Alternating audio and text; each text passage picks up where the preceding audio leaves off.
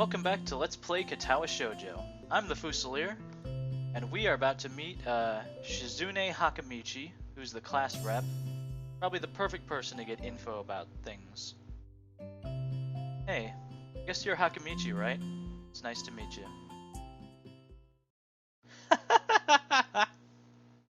Eh? What? I'm caught off guard by her laughter. It's nice to meet you too. But I'm not Hakamichi. I'm Misha. This is Hakamichi. Shi-chan.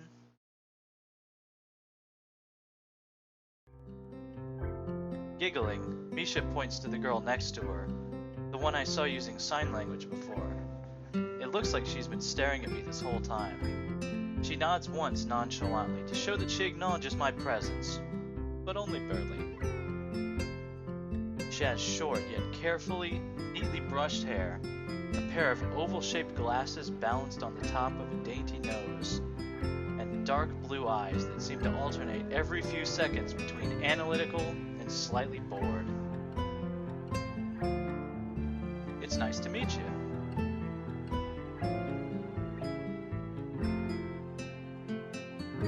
She immediately looks at Misha, who smiles and makes a few quick gestures with her hands. Hakamichi nods and makes a few gestures of her own. I start to wonder if the teacher was messing with me, saying things like, "You'll be able to talk to people," and "Who better to explain things to you?" I can see you're a little confused, right? But I understand why you would think I was Shi-chan. Shi-chan is deaf, so I'm the person who translates things back and forth for her. I'm like an interpreter. She says it's nice to meet you too.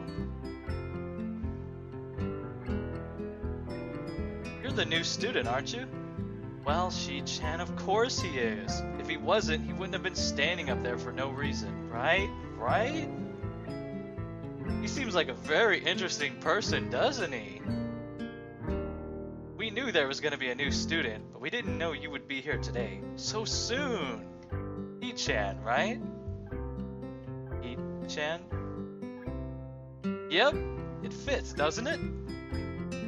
Did I say that out loud? It's just a surprise. I've never liked that nickname. I'm big on nicknames myself, don't worry. I really don't see how. It fits! You look just like I imagined. Ha ha ha ha! Yeah, you look just like a He-chan. Why everyone seems to think so. Hakamichi taps her fingers on the desk to get Misha's attention. They gesture back and forth to each other excitedly, their hands a blur. I had thought my narration was going to be very morose and at first and just, I'm going through this life and there's this anime girl here. But that's going to be hard to do with Misha around because I am going to try and project. Misha seems a little overwhelmed. Sorry about that. Shi-chan wants you to know that she's the class rep, so if there is anything you need to know, you can feel free to ask her. Do you like the school so far? We can show you around a little if you haven't had the time to walk around and familiarize yourself with it. Misha stumbles with the hard word a bit, making it stick out in her otherwise fluid translation. Though I botched the end too. Thanks, that would be pretty helpful. Yeah, I just kind of came straight to class today.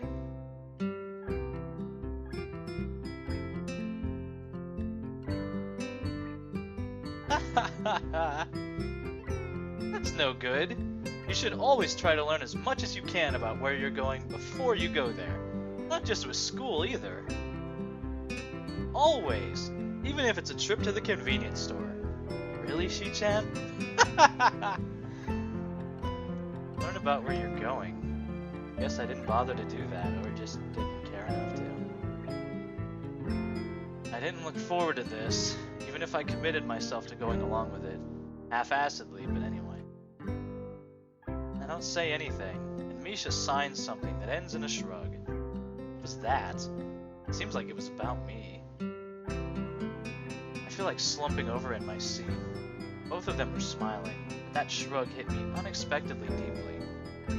Fun side story. My aunt worked as a hot dog lady at a certain large store that had a certain ethnic group that spoke in a certain language she did not understand to each other.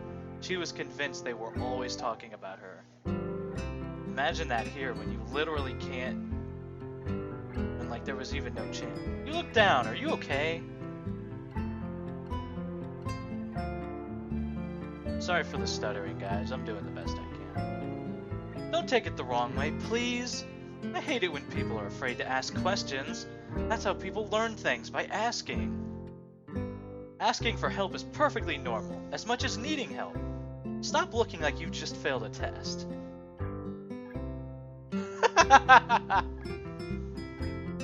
Alright. Ah, and another thing. You don't have to call Shi-chan something so formal like Hakamichi or class rep all the time. Just call her Chi-chan. Oh. Okay, maybe that's a little too casual. Maybe Shizune would be more appropriate. Yep. Shizune is fine. Alright, okay, that would be a lot easier for me. As another aside, this was written by a group of English-speaking people. It is not translated from Japanese. In fact, the Japanese translation was only done recently. So things like the names, like they use each other's first names all the time, and that may not be strictly what would happen in a Japanese school when you first meet somebody, I don't know. I like it better this way. It's more natural for us. I mean, it is in English. I feel a lot more at ease. Both of them seem so friendly. So I feel like an idiot for being so apprehensive earlier. Especially about Shizune, who I assumed would be all business. Well, she still seems like that, just less so, I guess. Huh? Oh, right, we haven't even touched the assignment. We should start work now, or Shi-chan will get mad. The assignment is also kinda long. So we should start now if we want to finish it before the end of class. That too. Shizune glares at the two of us impatiently. I don't need to know sign language to understand that. Okay, I get the message. After class, we can take a walk around the grounds together. It's a nice day today, okay? The assignment is actually very challenging to get through, combining aspects of being both difficult and unnecessarily long. Still, we finish it a few minutes earlier than anyone else in the class, despite our late start. Shizune and Misha are really capable. They're both quite different though. The class rep is as calm and professional as she looks, while Misha is a lot more playful and girlish. Not to mention a little more easily distracted. To be honest, the two of them did most of the work. I feel guilty about that.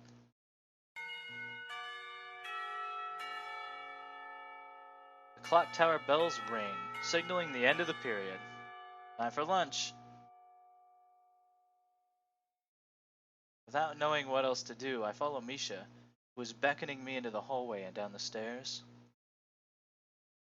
We descend even below the lobby where I met Mutao, down to the bottom floor. Probably Mudo. Mudo! Oh god. I will do my best not to do JoJo memes, even though I am watching it right now. It's very different from this work. It's like everything in this school. The cafeteria seems too spacious and oddly modern in contrast to the classic exterior. Big windows open to the courtyard towards the main gate. It's the cafeteria! Her enthusiastic statement of the obvious makes people around us stare. Misha doesn't seem to care, so we proceed to the line. There is a rather long list of menu options, which seems great, Until I realized that many of them are to accommodate students who need special diets. How nice. It almost feels like I'm back at the hospital, eating portions measured with scientific precision to meet the needs of the patients. I pick something at random and follow Shizune to a table sitting opposite her. That little bit sounded very bitter. Having had experience with bitterness in my life, I think I know where you're coming from, so. Not with this situation, but just that sense of things could be going along well, and then, oh, isn't that nice? And then just right back to it. Not even a big deal. As I nibble indifferently at the food I'd rather not eat, Misha pokes me in the side to get my attention and points to Shizune.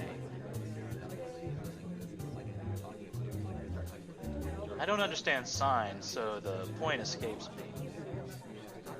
Maybe looking at a person who talks to you is proper and polite? Do you want to know something? What? About anything! We're your guides, so you should ask if there is something. Oh yeah. I wonder. You know, hi, I'm Daisy, the person who did those Persona 4 comics that became such a meme. Yosuke will now die for you. Someone made one of those, or it could have just been in their style, about Katawa Shoujo. Don't be offensive, don't be offensive, don't. So, you're deaf, right? In real life, I actually really do go through a lot of effort to try and, you know, not stare at people and not stare at girls or make it look like I'm, like, eyeing them up, or, like, if someone has something quote-unquote weird about them, I do my best not to look like I'm staring, so I will avoid that topic. But I don't want to just shy, because I actually am interested in them. You know, Hisao he's his own man in a sense, and he's very much like, you know, kind of just leave me alone. I am curious. I will ask them about a safe topic. Get the conversation going. But yeah, is there a library in the school? Lately I've gotten into reading a lot, so I'd like to check it out. That's also true. My character has good motivations for asking about this. Misha gives the kind of frown that makes it clear she doesn't consider reading a healthy hobby, but then picks up her smile again. There is! It's in the second floor, so we can show it to you sometime. Oh, thanks. I return to my food while the girls talk between themselves. Misha and Shizune sign back and forth very animatedly, throwing sideways glances at me, but Misha refrains from translating. Maybe they are talking about secret girl stuff or something. I quickly notice conversation and sign is not enough to fill a silence.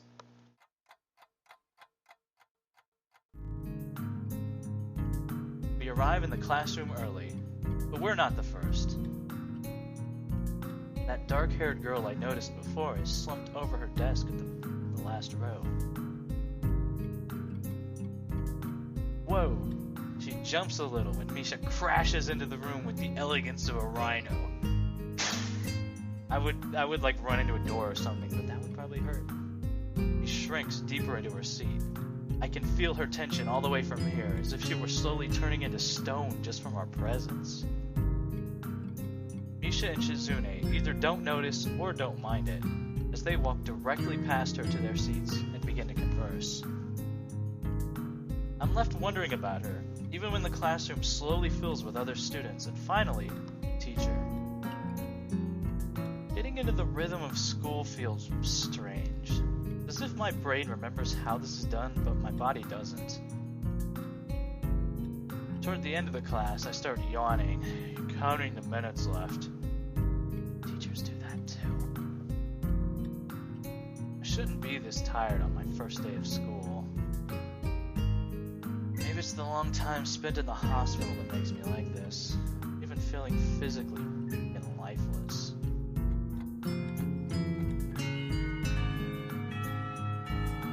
Before long, the final bell rings.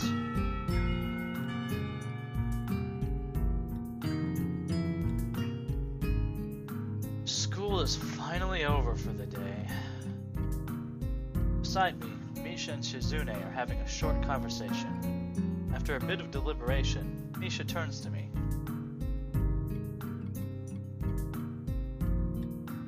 Unfortunately, we can't stay and show you around today, Yi-chan. We've got to hurry already, since there is a lot of work for us to do. You'll find your way around here, I'm sure of it. Ah, wait. The teacher said I'd have to see the nurse? Where do I have to go? Oh, is that so? We can at least show you that much. Come on, the nurses have their own building, so we have to go outside. We join the flow of students making their way down the stairwell and outside, with the girls pointing at other senior classrooms in the same hallway as ours. When we get outside, the girls make their way to the smaller building right next to the school. It's built in the same style, so it looks like it's actually a part of the main building. This is the auxiliary building here. There's a lot of official and important stuff inside, like the Yamaku Foundation office and all the nurses' office. They even have a swimming pool. How is that official? Don't be silly, Hee-chan. It's for physical therapy, of course. Anyway, all the nursing staff facilities are in there too. The head nurse's office is on the first floor. You'll be fine from here, right? We'll be going then. See you tomorrow. Yeah, thanks. Bye.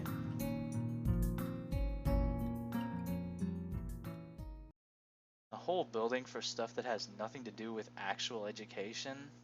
Write your own joke here. I guess it's necessary for a place like this. I walk in, hoping that this really will only be a quick visit like the teacher said. Man, it's like night and day when Hisao's with someone else and when all he has is his own thoughts. He was like this for months. Yeah, you'd be like that too. On a white door on the left is a green cross with the text Head Nurse and a nameplate. A voice from the inside responds to my knock almost immediately, but I can't quite make it out. It sounded a bit like an invitation to open the door, so I invite myself further in. The room is not large and it feels strange. It smells strange too. A friendly-looking man turns around on his office chair to face me as I enter. His desk is neat and tidy, but the bin under the table is overflowing with used medical utensils, and there are at least a dozen coffee cup rings lingering on the desk. Every time there's a new person. Hello there. What can I do for you today? He's young looking and sort of rugged, but the dimples in his cheeks wash that impression away when he smiles. Are you the nurse? He smiles like a person who has heard this very same question hundreds of times. Why, yes, I am. It says so on the door, no? You can call me by my name, or just the nurse, like everyone else. Of course. I shake off my confusion, realizing I should probably grab his extended hand. His handshake is rather firm and friendly. I'm a new student, and my homeroom teacher told me to come and meet you. My name is Hisao Nakai. His eyes light up with revelation. He snaps his fingers. Oh, you're that Nakai! I was just reading your file in the morning. Some kind of chronic arrhythmia and related congenital heart muscle deficiency, right? He gestures me to sit down in a vacant armchair in front of the desk. Good. Well, you've probably been briefed about the school enough, so I'll just go over this quickly. We have all kinds of facilities available, mostly physical therapy and such. There's always somebody from my staff around, even at night, so never hesitate to call us if there is a problem. Famous 24-hour nursing staff. Wow, this is like a hospital. Well, not exactly. For instance, we don't do brain surgery here. His joke feels so out of place that I'm left thinking why he even said it. Yeah, just that it's really weird to have so many medical people in a school. You'll get used to it. Not so sure of that myself, but I don't let the nurse know it. Now, just let me find your file again. While he searches for something from his computer and shuffles stacks of paper around, I let my gaze wander around the room. It's the epitome of generic, I like to say. Beige walls and ceiling, dark gray laminate flooring, and all the equipment you'd expect from a school nurse's office. Even the ridiculous educational posters are hanging on all four walls, reminding me to eat properly 3 times a day and from all the food groups. Smiling, the nurse draws a thick file from a stack of similarly thick files. It opens it. So, you already have medication for the arrhythmia. Just remember to take your pills every morning and evening, or it won't be much help. Apart from that, do you do any sports? Rash stuff like, I don't know, boxing? He grins to his own joke, but I don't. I played soccer occasionally with some classmates. Alright, I'm afraid I'm going to have to recommend you refrain from doing that, at least for the time being. My lack of reaction makes him raise an eyebrow, but really, I'm not too bothered by him forbidding me to kick a ball around. Guess I never did it out of burning passion for the sport, just to have something to do. Any kind of concussion might be very dangerous to your heart, and risking another attack is not a good idea. Was the previous one caused by a sudden concussion to the chest area? There is no mention of the cause in your papers. Not exactly. I sidestep the question acceptably, and he glances at me over his papers with a more serious expression on his face. Still, you need to keep your body healthy, so some exercise would do you good.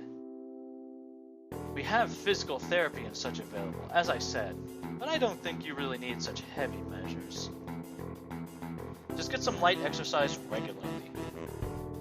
Brisk walks or even light jogging, jumping rope, that sort of thing. Swimming, maybe? There's a pool here. So I was told. You were. Very good. At any rate, and I'm sure you've been told this before, you just need to take care not to overexert yourself. He wags his finger to emphasize the point. No need, really. I've heard this 1,000 times already. Absolutely no unnecessary risks. Take care of yourself. Okay. He goes over my papers one more time and sets them on the desk, obviously content. Good, that's it then. Come meet me if you ever need anything. I mush it out before I even realize it. A quick visit indeed. I end up standing in front of the main building and the auxiliary building, although to my eyes they still look one and the same. The first real look I get at the other students, so I watch people coming out of the school, going towards the gate, the dorms. Everyone seems to know where they're going. I still keep thinking that most of them don't look too special for being students at a special school. And again, neither do I. Does that make me one of them? One of us? I should go somewhere too, to prevent me from getting lost. It's around dinner time, but I feel tired instead of hungry. The weariness in me only grows as I trudge towards the dorms, set a little ways apart from the main building complex. There is a garden of sorts between the school and the dorms. Shrubbery, flowers, and that overbearing smell of fresh-cut grass that fills the atmosphere. It dawns on my tired mind that the smell feels novel because I haven't been outside at all for so long. The dorm building is big and made of red brick. Like the others, it feels way too pompous for what it is, so I push forward, going inside. Fuck you, brick. It takes more time than necessary to fish out the key I was given from my pocket. Room 119. Despite the ornate exterior, the inside of the dorm is fairly new, functional, and boring. Just like in the main building, the halls and doors are wide to accommodate wheelchairs. The same goes for the elevators at the end of the hallways. I poke my head around the corner of the common room door. Inside, a few students are watching the television. One nods and gives a quick hello before turning back to the TV. Seems that only the girls around here. Oh, seems that only the girls around here are sociable. I guess that's perfectly fine with me. Climb the stairs to the upper floor. Here, small corridors branch off from the main hallway. Each of these minor halls seems to have a toilet and shower, as well as 4 rooms. Oh man, I'm getting flashbacks. About halfway down the hall, I spy room 119. The nameplates on the rooms adjacent to mine are blank. Guess there are just 2 of us here. Light shines from below the door of room 117, so I knock lightly. Hello? Is anyone home? From inside, I hear a few movements, and then the clicking of way more locks than I thought these doors had. After a moment, the door squeaks open. A bespectacled boy is standing in the doorway. He is looking at me very intently through his extremely thick eyeglasses. What the fuck is this music? Who is it? Blind? No, at least not completely. Why would he have eyeglasses if he was? He leans closer to me until our noses are almost touching. His breath stinks of garlic. Sao Nakai. I'm moving into the next room. Thought I should introduce His face suddenly brightens in realization, and he stands back upright, thrusting his hand out in a smiling greeting, almost straight into my diaphragm. Oh, sup, dude? The name's Kenji. Hi. I take Kenji's sweaty hand and shake it, still a little rattled by the sudden change of attitude and vehement welcome. There were some suspicious-looking people going in and out of your room earlier. It was probably my parents. Your parents? You sure? Because they could have been some other people, too. Can't judge a book by its cover. His out-of-place proverb is left hanging between us, awkwardly, as I try to think of some way to respond. I'd say the chances are high enough. He shudders and makes some exaggerated hand gestures. You're a brave man, Hisao. Me? I don't think I could trust the chances. The only one I trust is myself. Does that mean I shouldn't get to know you either? He thinks about this for a while. A wise decision. Damn, you are smarter than you look. Probably. What do you look like? I hope not smart. He squints his eyes and leans closer again, but I lean backwards to dodge it. Personal space, brother. Never mind, it doesn't matter. With that, he turns, fumbles around for a moment in search of a door handle, and shuts the door behind him. I slide the key into the lock of the door marked 119. Well, that was nice. He doesn't hate us. I get the feeling he's not a people person. Bleak beige walls, white linen, a desk made of some type of light wood, ugly curtains. It's no one's room, impersonal, just like my hospital rooms. My bags are sitting at the foot of my bed, looking a lot emptier than they did this morning. closet is sitting open, stocked with my clothes. Also, it seems that there are a number of school uniforms hanging there as well. A note is pinned to the sleeve of one of the shirts. Hi, Hee-chan. We've unpacked your things and made your bed. They said that if these don't fit, then you should go to the office tomorrow. If you have any problems, you can always call us. Love, Mom and Dad. Well, at least I didn't have to worry about unpacking. Kind of hoped I would have. Then there would be something to do. Aww. Still too early. I put the note down on the desktop and lie down on the bed, feeling drained. Lying there makes me want to read something, but I have nothing with me. I wonder if the hospital conditioned me for wanting to read whenever I have nothing to do. The restless urge just keeps growing until I have to stand up. Maybe it's stress or something. I was pretty nervous about it before coming, and for the entire day today too. Still am, I think. Damn. I have to distract myself somehow, so I won't be this unnatural all the time. Tomorrow, I'll go borrow some books from the library. Yeah, I'll do that. But for now, the bottles of medications neatly arranged on my night table catch my eye. I pick up one and shake it just to hear the contents rattle inside, then read the glued-on pharmacy label. Isao Nakai. 2 tablets daily to stay alive. Nice. Doesn't really say that, but it could just as well. It's kinda twisted, having your life depend on chemicals like this. I resent it a little. What choice do I have? With a sigh, I begin my new daily ritual of taking the right number of pills from each bottle, being careful to check the correct dosages. I lie down again, feeling hollow and uncertain. And after that, I keep staring at the blank, unfamiliar ceiling for a long time.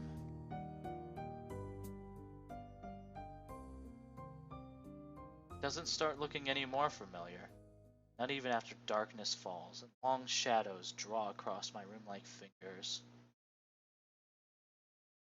The sheets feel slightly more comfortable, warm and nest-like against the chill that passes for room temperature here. Soon the lighter shade of darkness that is the ceiling looks like every ceiling does at night, and it becomes the only thing I recognize anymore. The night beckons me to sleep, and I feel the coldness of unfamiliarity and fear creeping up my spine once again. I keep drifting further away from the world I knew.